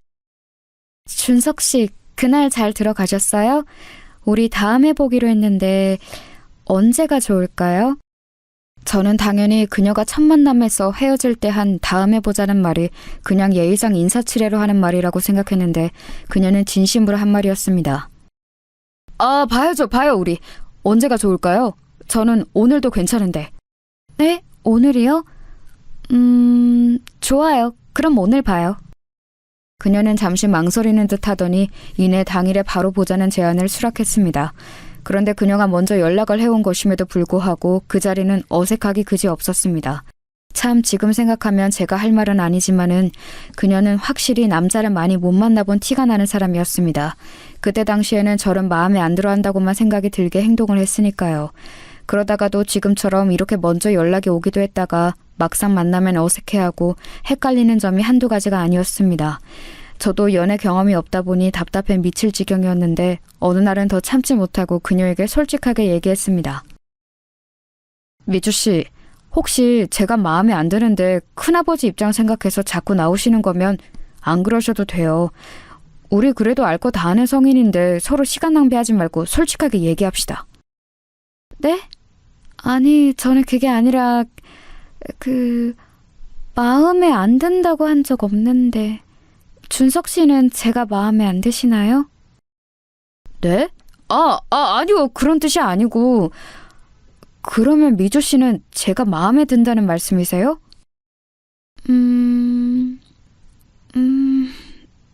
네. 그녀는 몇 차례 쭈뼛거리더니 이윽고 힘겹게 긍정의 대답을 했습니다. 저는 답답한 마음에 이 관계를 빨리 끝내는 게 좋겠다는 생각에 던진 말이었는데 이내 돌아온 아내의 답변이 저를 마음에 들어한다니 살면서 여자 입에서 그런 이야기를 들어본 게 처음이어서 많이 당황스러웠던 기억이 납니다. 저는 미주 씨가 저 마음에 안 들어 하시는 줄 알았어요. 만나서도 말씀도 잘 안 하시고 문자도 단답으로만 대답하시고 그래서 그냥 스승님이신 큰아버지 입장 생각해서 어쩔 수 없이 몇 번 나와주신다고 생각했어요. 아니에요. 아무리 선생님 생각했더라도 그것만으로 이렇게 여러 번 나오지는 않죠. 제가 표현이 조금 서툴러요. 그 부분 조금만 이해해 주세요. 세상에 이렇게 어색하게 서로의 마음을 확인하는 커플이 또 있을까요? 그날 이후부터 못소리였던 어색했던 시작을 뒤로 하고 누가 먼저랄 것도 없이 자연스럽게 마음을 열고 교제를 시작했습니다. 교제 초반에는 아내가 계속해서 어색해하던 모습이 잊혀지지가 않습니다. 만나서 데이트할 때 어색함이 계속되는 것은 물론 떨어져 있을 때도 문자의 답도 잘 안 하고 전화도 잘 안 받을 때가 많았습니다. 하루 종일 연락이 안 될 때면 불안하기도 했습니다. 서로의 마음을 확인했는데도 이렇게 계속 저를 어색해하고 불편해하는 모습이 계속되길래 저는 그녀를 진지하게 앉혀놓고 이야기했습니다. 미주야, 나는 아직도 미주 마음이 헷갈려. 분명히 내가 마음에 든다고도 했고 그래서 교제도 시작한 건데 남자친구인 나를 불편해하고 어색해하니까 진짜 나를 좋아하긴 하는 건지 계속 만나고 싶은 마음은 있는 건지 잘 모르겠어. 당연히 좋아하지. 아니, 그 이상일 거야. 근데 오빠, 나 사실 말 못한 얘기가 있어. 내가 이렇게 사람 대하는 거 어색해하고 심지어는 남자친구한테까지 이러는 거 다 이유가 있어. 괜찮으면 들어줄 수 있어. 그녀는 무언가 상기된 채로 어렵게 말을 꺼냈습니다. 응, 뭔데? 말해봐. 다 얘기해봐. 그게 사실 나는 어린 시절 안 좋은 기억을 가지고 있어. 왕따를 당했었는데 그게 내 인생의 발목을 잡는 커다란 사건이 되어버렸어. 그 기억 때문에 오랫동안 고통받으면서 살았고 그걸 극복하기 위해 정말 눈물나게 노력했어. 정신과의 도움도 오랫동안 받았고 오랫동안 이어오던 약물 치료도 지금이 되어서야 조금씩 끊고 있어. 내가 사람들 대하는데 어색해하고 특히 오빠를 대하는 데 있어서 더 그러는 거, 사실 사람에게 상처받았던 내 마음이 또 상처받지 않을까 두려워서 그러는 거야. 너무나 충격적인 이야기였습니다. 이렇게 천사 같은 여자가 그런 아픈 기억을 안고 있었다니요. 그녀는 점점 눈시울이 붉어지면서 계속 이야기를 이어나갔습니다. 사실 오빠도 너무너무 좋은데, 아니 사랑한다고 하는 말이 더 맞을 거야. 그런데 오빠를 사랑하면 더할 사랑할수록 오빠도 나한테 상처 줬던 사람들처럼 나를 떠나가 버릴까봐 무서워. 그러다 보면 선뜻 다가서지 못하겠어. 오빠가 나를 버린다고 생각하면 너무 슬퍼서 못 견딜 것 같거든. 그게 무슨 소리야, 미주야. 내가 널 왜 버려. 너처럼 세상에서 제일 예쁘고 착한 여자를. 그랬구나. 그런 줄도 모르고 난 계속해서 밀어내는 미주를 원망만 했어. 미주야, 나는 어떤 일이 있어도 네 곁에 이렇게 있을 거야. 걱정하지 마. 저는 그녀를 꼭 안아주면서 언제까지고 곁에 있을 거라며 위로했고 그녀는 끝내 크게 울음을 터뜨렸습니다.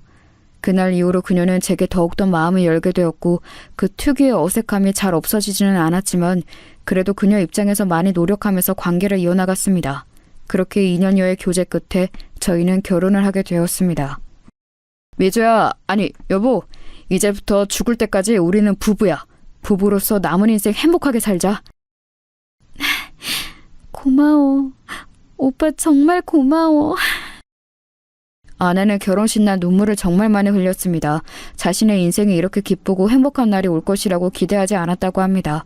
그리고 무엇보다도 저희 만남을 주선해 주셨던 큰아버지가 정말 문자 그대로 펑펑 우셨습니다. 모르는 사람들이 봤으면 큰아버지가 아내의 친아버지일 거라고 생각했을 거예요. 이 정도로 아내와 큰아버지가 각별한 사제지간인 줄 그날 다시금 새롭게 느꼈습니다. 저는 아내의 지난 모든 상처를 다 덮어주고 다 깨끗이 치유해주고 싶었습니다. 할 수만 있다면 아내를 괴롭힌 사람들을 찾아다가 법에 무서운 철퇴를 가하고 싶었습니다. 지금이라도 늦지 않았으니 그렇게 해보자고 아내에게 슬며시 몇 번 제안해보았지만 아내는 또 다른 보복이 무섭다며 늘 거절했습니다. 저도 아내가 두려워하는 바가 무엇인지 알기에 더는 강요하지 않았습니다. 아내의 힘들었던 과거와는 반대로 저희 부부의 결혼 생활은 행복 그 자체였습니다. 아내는 결혼을 하니까 연애할 때보다 훨씬 더 헌신적으로 변했습니다. 한 번 세상에 상처를 받았던 사람이다 보니까 세상에든 저에게든 완전히 마음을 열지 못하다가 결혼이라는 울타리 안에서 부부가 되고 나니까 저를 일생의 사랑으로 받아들인 것 같았습니다. 그렇게 제게 완전히 마음을 연 아내 덕분에 하루하루가 행복했습니다.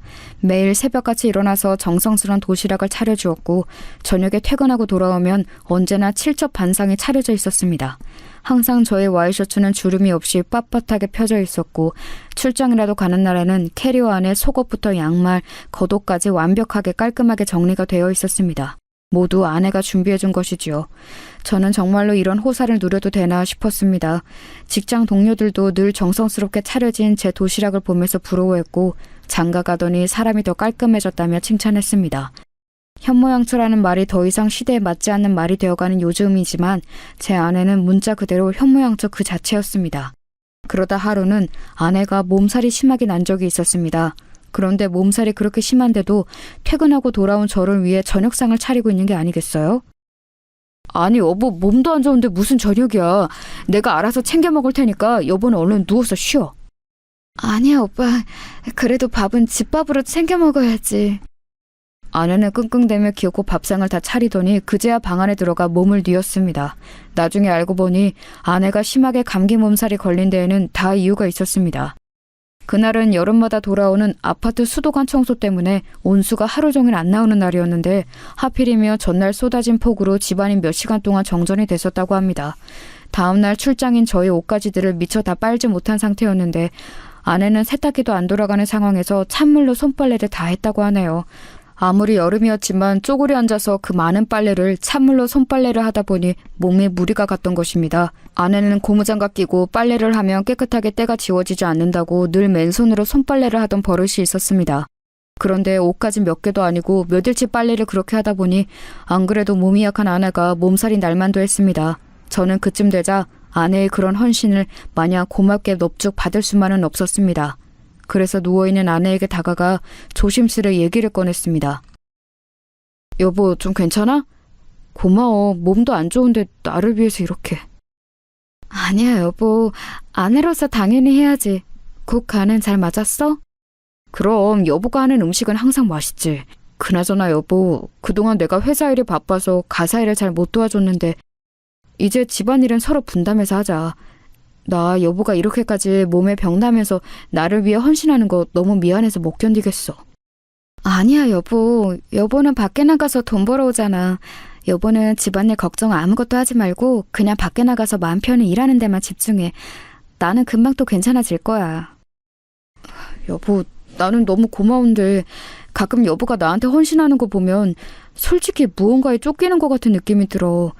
우리 결혼 전에 여보가 나한테 했던 말 나 아직도 기억해. 내가 당신을 떠날지도 모른다고 했던 말. 혹시 당신 나한테 이렇게까지 정성스럽게 헌신하는 게 그런 두려움에서 그러는 건 아니야? 아내는 제 말을 듣자 한참을 말을 잇지 못했습니다. 그러더니 지난주에 정신과 상담에 다녀온 얘기를 했습니다. 지난주에 상담실에 갔는데 선생님이 그러시더라. 내 얼굴이 너무 좋아졌대. 결혼하고 나서 진정한 행복을 찾은 것 같다고 선생님도 많이 기뻐하셨어. 내 이런 밝은 모습은 처음 본대. 그래서 약을 이제 끊어도 될 것 같다고. 그래? 그거 듣던 중 반가운 소리네. 그런데 한 가지 염려되는 게 있다고 하셨어. 내가 얼굴도 좋아지고 다 좋은데 무언가 알 수 없는 초조함이 엿보인대. 그 부분을 제대로 다루기 전까지 함부로 약은 끊을 수 없다고 하셨어. 그게 뭔데? 그 초조함이라는 게 설마... 맞아. 여보가 지금 말한 그 부분이야. 나 사실 여보랑 결혼하고 세상을 다 가진 것 같았어. 정말 행복했고 여보를 위해서 내가 할 수 있는 건 뭐든지 다 해주고 싶었어. 그런데 어느 순간부터 선생님이 그 부분에 대해서 계속 우려를 표하시더라고. 계속 쫓기고 있는 느낌이 든다면서. 그런데 그럴수록 나는 인정하고 싶지 않았어. 그래서 선생님이 그럴 때마다 주문처럼 아니야, 나는 쫓기고 있지 않아. 나는 남편을 사랑해서 이 일을 하는 거야 라고 되뇌었어. 그 마음은 어느새 선생님을 향한 반발심이 되어서 선생님이 말이 틀리다는 것을 증명이라도 하려는 듯 더 내 몸을 괴롭히면서 여보를 내조했어. 그러다가 이렇게 몸살이 심하게 나버린 거야. 그러니까 마음이 더 불안해졌어. 내가 근원적으로 가지고 있었던 여보가 나를 떠나면 어떡하지 하는 그 두려움. 결혼과 동시에 사라졌다고 생각했거든. 그런데 그게 아니었나 봐. 그리고 그 마음이 아직도 남아있다는 걸 인정해버리면 또다시 여보가 나를 떠날지도 모를 생각에, 그런 생각에 더 내 몸을 갈아가면서 집안일을 했던 것 같아. 아내는 긴 고백을 늘어놓다가 눈물이 차올라서 더 이상 말을 잇지 못했습니다. 저는 그런 아내를 꼭 안아주면서 말했습니다. 여보, 다시 말하지만 나는 결코 당신 곁을 떠나지 않아. 여보의 마음이 불안하면 매일매일 이 말을 해줄게. 하루에 1000번도 더 할 수 있어. 여보의 마음이 안정될 수만 있다면.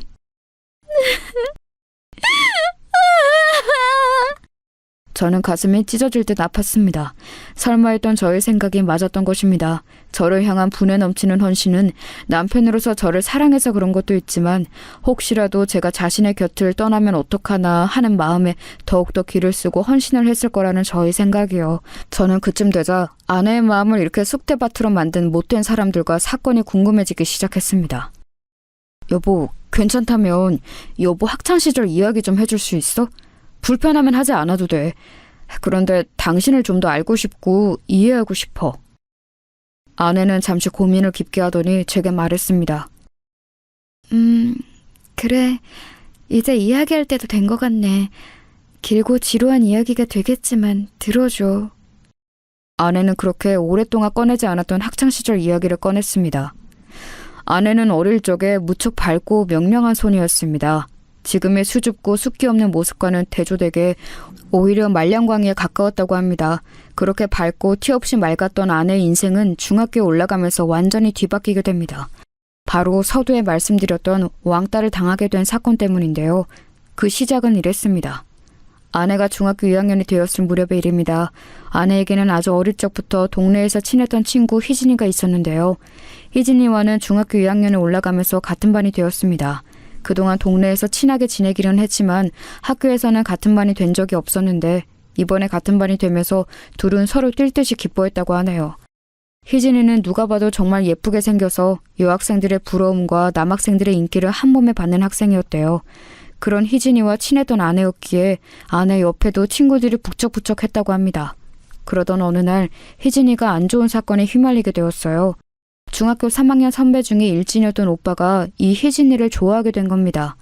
뭐 사람이 사람 좋아하는 일이야 흔히 있을 수 있는 일이지만 이 일진 오빠의 접근 방식이 상당히 불량했다고 합니다. 야, 박희진, 너 학교 끝나고 뭐하냐?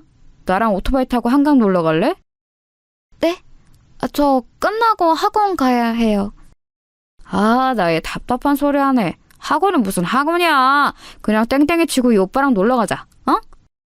안 돼요. 그만 돌아가 주세요. 아이씨, 너 죽고 싶어? 다시 한번 말한다. 끝나고 정문 앞으로 안 나오면 너 죽을 줄 알아. 희진이는 협박에 가까운 일진 오빠의 접근이 너무나 무서워서 그날 방과 후에 후문으로 도망갔다고 합니다. 다음 날이 되자 쉬는 시간에 그 일진 오빠는 다시 저희 반에 찾아와서 문을 쾅 열며 희진이를 협박했습니다. 야, 네가 나를 바람 맞춰? 너 진짜 죽고 싶어? 왜 이러세요? 싫다는데 왜 자꾸 그러시냐고요? 어쭈? 앙칼지게구네? 야, 너 한 번만 더 바람 맞추면. 야, 박성호, 너 뭐하냐 지금? 금방이라도 희진이를 한 대 칠 것 같은 일진 오빠를 제지하고 나선 것은 다름 아닌 같은 반의 민지연이었습니다. 너 지금 나 놔두고 바람 펴? 이 나쁜 새끼야? 아, 나 또 인연이 귀찮게 하네. 야, 너 너랑 나랑 언제 사귀었냐? 바람은 무슨 얼어 죽을 바람. 당장 꺼져. 이 오빠 지금 작업 중이니까. 야, 이 나쁜 새끼야. 그럼 나한테 했던 건 뭔데? 민지연은 손바닥으로 일진 오빠의 등짝을 마구 때리며 울었다고 합니다. 아, 나 이게 진짜 죽을라고. 일진 오빠가 제지하며 소리를 지르는 순간 담임 선생님의 목소리가 들렸습니다. 뒤에 더 자세하게 설명하겠지만 이 담임 선생님이 저희 큰아버지이십니다. 야, 거기 너네 뭐야? 3학년이 여기는 왜 와 있어? 수업 좀 쳤으니까 얼른 돌아가. 아씨, 야 민지연, 너 두고 보자. 아, 이쁜이, 다음 시간에 또 올게. 일진 오빠는 돌아가는 와중에도 희진에게 찝쩍대는 것을 멈추지 않았습니다. 그런데 진짜 큰 사건은 그때부터 시작되었습니다. 그날부터 지연이는 대놓고 희진이를 괴롭히기 시작했습니다. 민지연이 진짜 그 일진 오빠랑 사귀었던 건지 어떻던 건지는 모르겠지만 분명한 건 지연이가 그 일진 오빠를 좋아하고 있었고 그런 일진 오빠가 희진에게 찝쩍대니까 배알이 꼴렸던 것입니다. 문제는 지연이란 아이의 위치였습니다. 민지연 역시 학교의 일진이었는데 거기서만 그쳤어도 좋으련만 그 아이는 무려 학교 이사장님의 딸이었습니다. 이사장님의 후광을 등에 업고 천방지축으로 날뛰던 학교에서 알아주던 양아치라 선생님들도 함부로 손을 못 대던 학생이었던 것입니다. 그런 민지연의 희진이를 향한 괴롭힘이 시작되는 순간이었습니다. 처음에는 볼 때마다 어깨로 툭 치고 가는 것은 물론 수업 시간에 뒤에서 지우개 가루를 던지며 희진이를 괴롭혔습니다. 같이 다니는 일진 무리는 그런 광경을 보며 킥킥대며 좋아했는데 아내의 눈에 비친 그들의 모습은 정말 악마 같았다고 합니다. 처음에는 그렇게 비교적 가벼운 시비로 희진이를 괴롭히더니 하루는 정말 못된 짓을 저질렀습니다. 수업 중에 치고 책장 서랍에서 교과서를 꺼내려던 희진이가 기겁을 하며 소리쳤습니다. 왜 그래 희진아? 무슨 일이야? 책상 안에 쥐가 손발에 벌벌 떠며 희진이가 가리킨 책상 서랍에는 죽은 쥐가 피 묻은 채로 들어있었습니다. 그것을 본 반 학생들은 아연실색하며 소리를 지르고 난리도 아니었습니다. 그런 광경을 보면서 민지연은 자신의 일진 친구들과 함께 뒤에서 킥킥대며 웃고 있었습니다. 누가 이런 장난을 쳤어? 누구야? 당장 안 나와? 담임이셨던 큰아버지는 정말로 크게 화가 나서 범인을 색출하려는데 민지연이 뒤에서 킥킥대던 걸 멈추더니 이렇게 얘기하는 거였습니다. 선생님, 그거 쥐가 아니고요. 박희진이 임신해서 애 떼놓은 거래요. 뭐야? 너 이 자식 일로 당장 나와! 화가 머리 끝까지 난 큰아버지는 민지연을 앞으로 불러세우는데 민지연은 조금의 반성의 태도도 보이지 않더랍니다. 왜요? 뭐, 어떻게 하려고? 너 이 자식 당장 교무실로 따라와! 큰아버지는 민지연의 손목을 잡고 교무실로 끌고 가려는데 민지연이 쌩쇼를 시작하더랍니다. 교사가 학생 못 만진다. 성추행이에요. 담임이 자기 학생 성추행이에요. 그 목소리가 어찌나 크던지 교실이 쩌렁쩌렁 울리더랍니다. 큰아버지가 잠시 당황해서 멈칫하던 사이 가만히 있던 아내가 등장했습니다. 야, 민지영, 그만해. 쪽팔리지도 않냐? 이거 다 너가 저지른 짓이잖아. 너가 희진이 대놓고 괴롭히는 거 여기 모르는 사람 있어? 어디서 일진 양아치한테 차이고 와서 엄한 화풀이야. 뭐? 넌 또 뭐야? 찌그레기 같은 게 죽고 싶어? 선생님, 그동안 민지연이 희진을 엄청 괴롭혔어요. 희진이가 보복당할까봐 선생님한테 말씀 못 드리고 있었는데 저 쥐도 분명히 민지연이 저지른 짓이에요. 전현이 미쳤나? 야, 증거 있어? 증거 있냐고! 야, 민지연, 너 이게 사실이야? 이거 사실이면 너 큰일 날 각오하고 있어라. 선생님이 뭘 어떻게 할 건데요? 마음대로 해보세요. 그렇게 난장판이 된 교실은 아수라장이 됐고 큰아버지는 그 길로 교무실로 달려가 이 일을 선생님들께 알리고 머지않아 학폭위원회가 열렸습니다. 큰아버지가 그동안 민지연이 희진이를 괴롭혔다는 증거를 모아서 위원회에 제출했는데 위원들의 반응이 심상치 않았습니다. 김상호 선생? 그러니까 민지연 학생이 저질렀다는 이 학폭이 증거는 없고 다른 학생들의 증언뿐이라는 것이죠? 그 학생들은 지금 어디 있죠? 네, 증언을 해주기 위해서 지금 옆방에서 기다리고 있습니다. 애들아, 어서 들어. 아니, 왜 미주 너밖에... 그랬습니다. 처음 충격적인 쥐사건을 마주한 같은 반 학생들은 놀라는 마음에 처음에 큰아버지의 움직임에 동조를 해주었으나 학교 이사장의 딸이자 일진이라는 막강한 파워를 가진 민지연이 무서워 학폭위원회 당일이 되자 모두 꼬리를 내뺀 것이었습니다. 결국 남은 건 희진이의 절친인 아내뿐이었지요. 한 명뿐인 건가요? 이러면 곤란한데... 그리고 죽은 쥐를 희진 학생의 책상에 지연 학생이 넣었다는 증거나 증인이 있나요? 아니요. 하지만 정황상 지연 학생이 그랬다는 게 확실합니다. 김상호 선생, 지금 무슨 큰일 날 소리 하는 거예요? 정황만 가지고 억울한 학생에게 그런 끔찍한 누명을 더 씌우는 게요? 오히려 무고죄로 김 선생이 징계를 받아야 마땅하겠구만. 네? 아니 그게 무슨... 자... 본위원회는 최종 심의 결과를 발표하겠습니다. 민지연 학생에게 씌워진 학교 폭력에 관한 모든 혐의는 증거 불충분으로 혐의가 없는 것으로 밝혀졌습니다. 이어서 이 자리에 계신 위원들 대부분이 징계위원들이시기 때문에 바로 징계위원회를 열도록 하겠습니다. 네? 그게 무슨 말씀이세요? 누구를 징계한다는 거죠? 징계위원회에서 김상호 선생에 대한 심의 결과를 발표하겠습니다. 무고한 민지연 학생을 모함한 담임 김상호 선생을 3개월 감봉 조치에 처한다. 위원장님, 그게 무슨 말씀이십니까? 위원장님! 의문이 가득한 학폭위원회는 그렇게 큰아버지만 억울하게 끝이 났습니다. 위원회가 끝나고 다들 자리를 나서는데 민지연이 큰아버지만 들리게 이렇게 얘기했다고 합니다. 이 꼰대 아저씨, 또 나한테 덤벼봐. 그 다음엔 감봉으로 안 끝날 테니까. 큰아버지는 이를 뿌득뿌득 갈면서 민지연을 노려봤지만 그 자리에서 할 수 있는 것이 아무것도 없었습니다. 이 결과에 가장 큰 충격을 받은 것은 아마도 피해자인 희진이었을 겁니다. 희진이는 큰 충격을 받고 멀리 부산에 사는 큰 이모댁으로 전학을 갔습니다. 희진이가 받았을 충격이 서울과 부산의 거리감만큼 크게 전해지는 순간이었습니다. 아내는 희진이와 눈물의 마지막 이별을 해야 했습니다. 희진아, 미안해.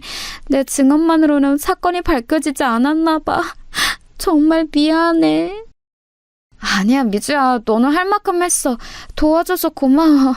마음 같아선 너도 데리고 전학 가고 싶은데 그럴 수 없는 거지? 나는 엄마 아빠가 정말 어렵게 이 학교 입학시켜 주었잖아. 그런 엄마 아빠 기대를 저버릴 수는 없어. 아쉽다, 미주야. 우리 꼭 계속 연락하자. 알았지? 그랬습니다. 아내도 이 썩은 학교에서 탈출하고 싶었지만 힘든 형편에 부모님이 어렵게 보내주신 사립학교라서 차마 그럴 수가 없는 상황이었던 것입니다.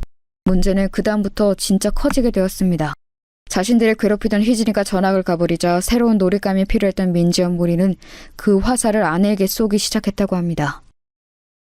아, 정혜용사! 친구 잃어버리고 혼자서 학교 다니니까 기분이 어때? 이제부터 너는 지옥을 맛보게 될 거야.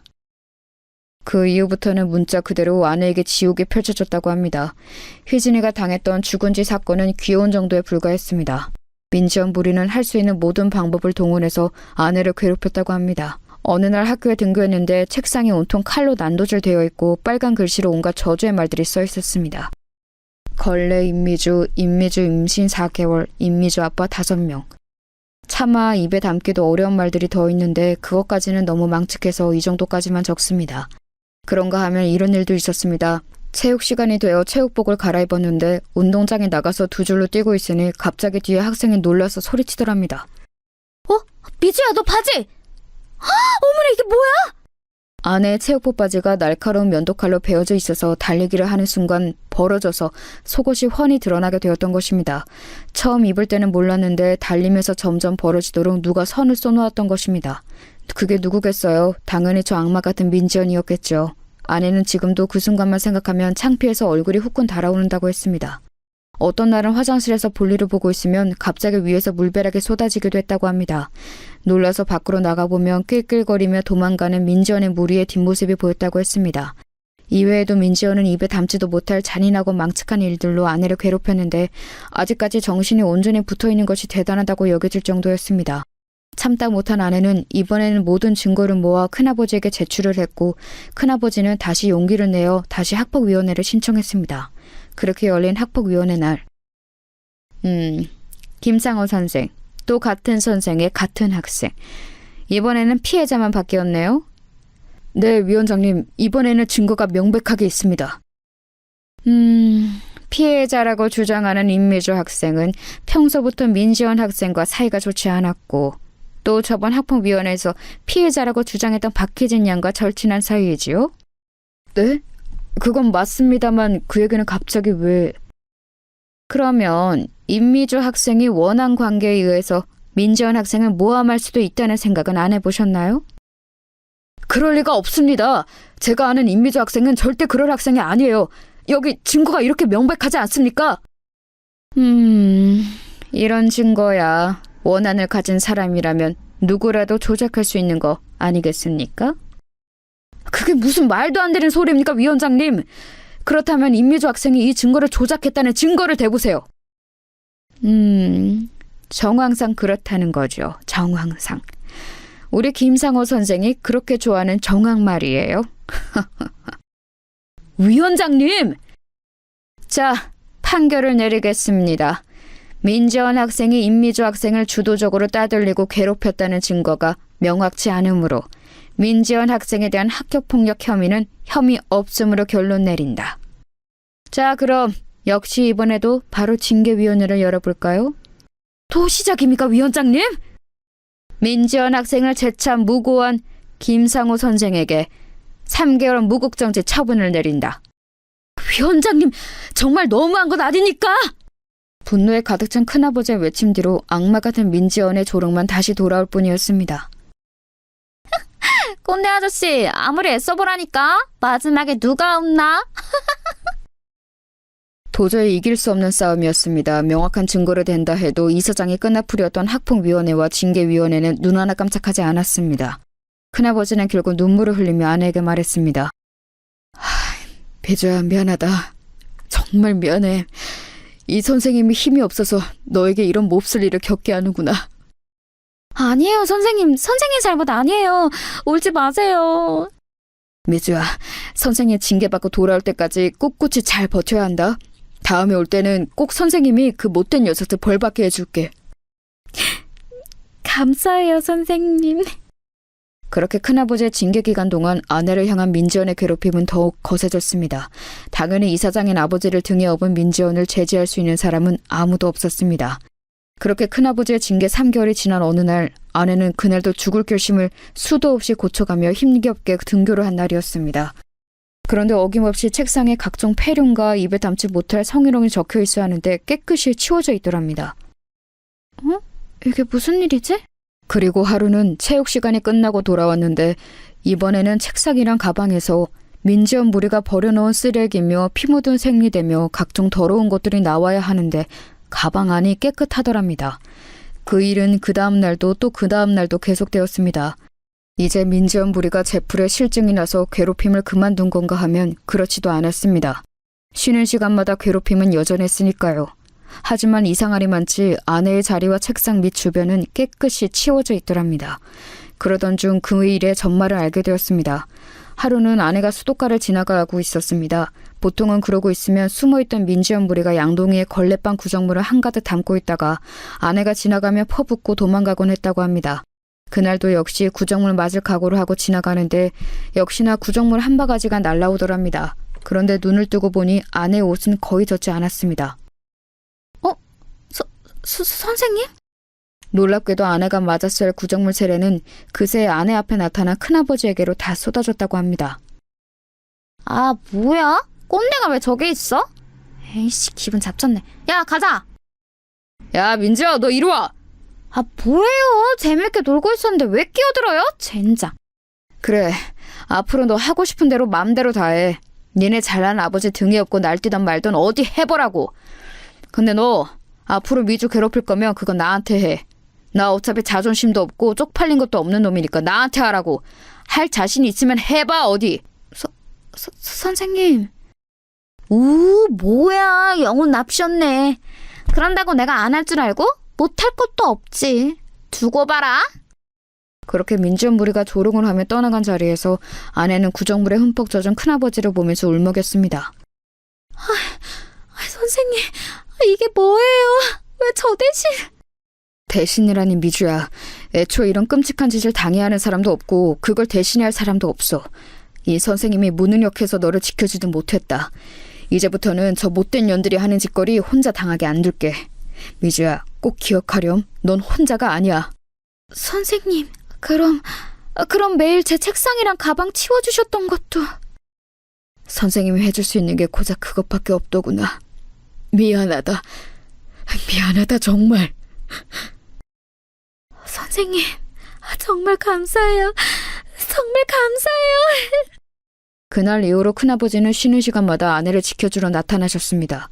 아내의 책상과 주변은 항상 깨끗하게 정리가 되어 있었고 아내에게 향했을 분필, 칠판 지우개, 쓰레기더미, 각종 오물 등은 큰아버지가 대신 맡아주셨습니다. 그 모습을 계속 보던 민지연은 짜증을 내며 말했습니다. 아, 저 꼰대 뭔데 자꾸 나타나. 어이, 아저씨, 그런다고 멋있는 줄 알아요? 민지연, 누가 이기나 끝까지 해보자. 아, 재미없어. 아우, 저 꼰대. 아빠한테 말해서 잘라달라고 해야지. 그렇게 큰아버지의 눈물겨운 노력으로 민지연은 제풀에 지쳐 슬금슬금 괴롭힘의 빈도가 줄어들었고 아내의 이 끔찍한 상황을 뒤늦게 전해들은 장인 장모님은 뒤늦게 아내의 전학을 결정했습니다. 그때가 중학교 3학년 1학기를 마칠 때쯤이었으니 1년여의 괴롭힘 동안 아내는 정말 잘 버텨냈습니다. 여기까지 듣는데 저는 눈물이 앞을 가려서 말을 잇지 못했습니다. 여보, 아니 어떻게 그런 끔찍한 일을... 아니야, 여보. 다 김상호 선생님이 계셨기 때문에 이겨낼 수 있었어. 정말 다시 겪고 싶지 않은 순간이지만 상호쌤 때문에 버틴 거야. 진짜 상호쌤은 나한테 진짜 은인이야. 이렇게 완벽한 남편까지 선물해 주셨잖아. 아내와 저는 서로를 부둥켜 안고 지난날의 아픔을 회상하며 밤새 울었습니다. 그렇게 얼마간 지났을까요? 아내의 심정을 또 크게 뒤흔들 만한 사건이 생기게 됩니다. 중학교 2학년 때 먼저 괴롭힘을 받아서 부산으로 전학 갔던 희진이 기억하시죠? 아내와는 그 이후로도 계속 연락을 주고받았는데 얼마 전 전해드는 소식으론 건강이 많이 안 좋다고 했어요. 마지막을 생각할 정도로요. 그 소식을 전해들은 아내는 큰 슬픔에 잠겨 있었습니다. 그러던 중 희진이가 부탁을 하나 하더랍니다. 미주야, 나 이제 보고 싶은 사람들 다 봤어. 그런데 중학교 2학년 때 우리 같은 반 친구들, 걔네들은 아직 다 못 봤다? 마지막 가기 전에 꼭 보고 가고 싶은데.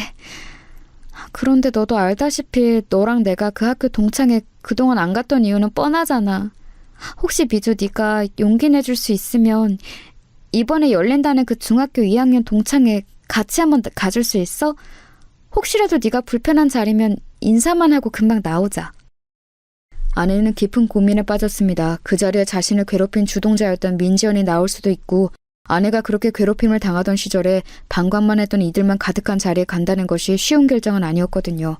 하지만 하나뿐인 절친 희진이의 부탁인데다가 둘 다 동병상련의 아픔이 있었기에 두 사람은 손 꼭 붙들고 용기 내서 그 동창회에 한번 나가보기로 결심을 했습니다.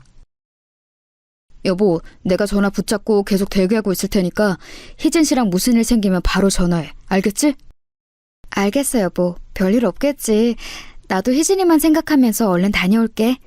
저는 걱정이 한가득 앞섰지만 마지막으로 친구 얼굴도 보고 가고 싶다는 희진 씨의 부탁을 거절할 수는 없었기에 불안한 마음으로 아내를 그 자리에 보내주었습니다. 몇 시간쯤 지났을까요? 아내의 전화로 희진 씨가 전화를 했습니다. 형부, 지금 미주가 많이 취했어요. 혹시 데리러 와줄 수 있어요? 네? 미주가 술을요? 아니, 술 한 잔도 못하는 사람인데. 알겠어요. 얼른 갈게요. 저는 술을 한 잔도 못하는 아내가 취했다는 소식을 듣고 걱정이 돼서 그 동창회 자리로 불이 나게 달려갔습니다. 제가 찾아갔을 때는 아내는 이미 몸을 못 가눌 정도로 만취가 되어 있었습니다. 그리고 그 자리에는 아내와 희진 씨를 그렇게 괴롭혔던 악마 민지연도 있었습니다. 술에 잔뜩 취해 인사불성이 된 아내는 혀 꼬이는 발음으로 민지연에게 계속 말을 걸었습니다. 야, 민지연 왜 그랬냐? 너 우리한테 왜 그랬어?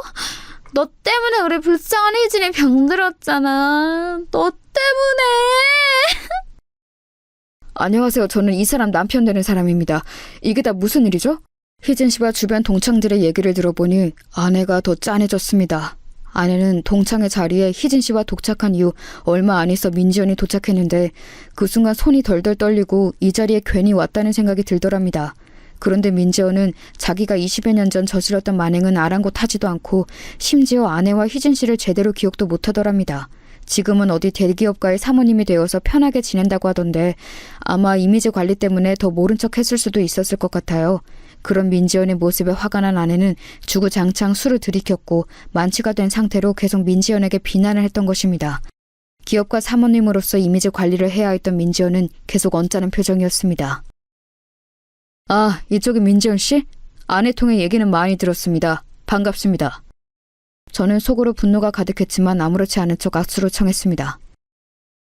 아, 네, 반가워요. 아내분이 많이 취한 것 같으니까 얼른 데려가시죠. 네, 그렇게 하죠. 그럼 또 뵙겠습니다. 또 뵐 일이 있을까요? 그럼 들어가세요. 아내를 통해 전해 들은 특유의 업신여기는 태도로 저를 대하던 민지연은 제가 아내를 부축해서 문 밖을 나서려는데 일부러 들으라는 듯 말했습니다. 아, 어디서 남편도 꼭 지 같은 찌질한 놈을 만났네.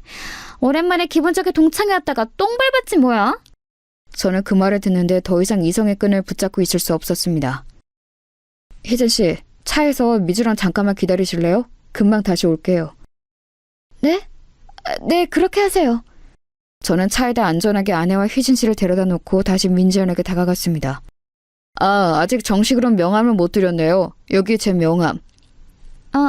아직 안 가셨네요. 어디 뭐 하시는 분인지 좀 볼까? 응? 반갑습니다. 대검찰청 중앙수사부 김준석 검사입니다. 제가 또 뵙자고 했죠? 적어도 아버지 일로 한 번 이상은 더 뵙게 될 것 같은데요. 아니 이게 무슨... 네, 아버지 민현찬 이사장님의 비리 수사를 담당하고 있는 검사입니다. 아버지 통해서 제 이름은 들어보셨죠? 들어보니까 아버지가 신나게 해드셨더라고요. 그리고 따님 명의로도 많이 해드셨던데 따님도 그 책임을 피할 수는 없겠죠? 네? 아니 잠깐만요 검사님. 저를 향해 하대하던 태도는 온데간데 없고 민지연은 갑자기 대뜸 제게 무릎을 꿇었습니다. 검사님, 그러면 우리 아버지 사건 담당 검사님이 동시에 임미주 남편이시라고요? 아이고 잘못했습니다 검사님. 제가 다 잘못했어요. 제발 아버지 일만은 좋게 넘어가 주세요. 이게 도대체 무슨 상황이냐고요? 네, 말씀드렸다시피 민재원의 비리 가득한 아버지의 담당 검사가 바로 저입니다. 아내의 과거 얘기를 듣던 중 아내가 다녔던 중학교의 이사회가 무언가 심상치 않아서 그 이후로 직업병이 발동을 해서 조사를 좀 해보았습니다. 그도 그럴 것이 제가 대학생 때쯤이었던가요? 큰아버지가 갑자기 학교를 그만두신다고 해서 조금 의아했던 기억도 나는데 그 기억까지 퍼즐이 한 번에 맞춰지더군요. 이 학교는 뭔가 심상치 않다는 생각에 바로 조사에 착수를 했고 아니나 다를까 이사장의 비리가 화수분처럼 터져나왔습니다. 이미 압수수색은 진행된 상태였습니다. 자기 집에 그런 큰일이 터졌는데도 뻔뻔하게 동창회에 나와서 거들먹거리고 있던 민지연의 모습이 얼마나 한심해 보였는지요. 그러다가 제가 담당 검사라고 하니까 바로 꼬리 내리고 무릎을 꿇는데 이렇게 쉽게 굴복할 거였으면 그 시절 내 아내는 왜 그렇게 괴롭혔냐고 묻고 싶었습니다. 머지않아 그쪽한테도 담당자가 갈 겁니다. 부디 성실히 조사에 임해주세요. 검사님! 저는 애처롭게 비는 민지연을 뒤로 하고 술에 취한 아내와 희진 씨를 무사히 데리고 돌아왔습니다. 그 뒤로 민지연과 그의 아버지는 비리에 깊게 관여한 혐의로 법정 구속이 되었습니다. 아마 부녀가 둘 다 중형을 피하기는 어려울 것으로 보입니다. 이렇게 오랜 세월이 지난 뒤에야 아내의 복수는 완성이 되었습니다. 뒤늦게 소식을 전해 들은 아내는 눈물을 흘렸습니다. 결국에 모든 게 제자리로 돌아가는구나. 고마워, 여보. 고마워. 자, 여러분 어떻게 들으셨나요?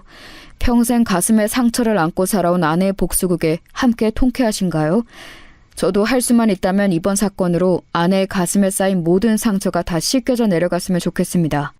이 천사 같은 사람이 이겨냈을 그 무수한 세월을 생각하면 가슴이 한없이 먹먹해지거든요.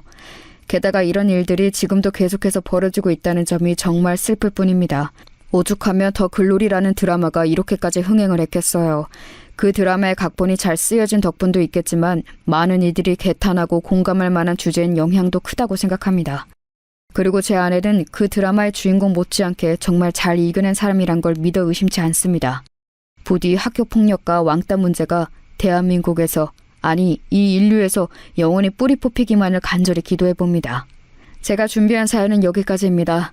모두 아내에게 남편에게 사랑한다는 말 한마디씩 더 건네는 하루 되시길 바랍니다.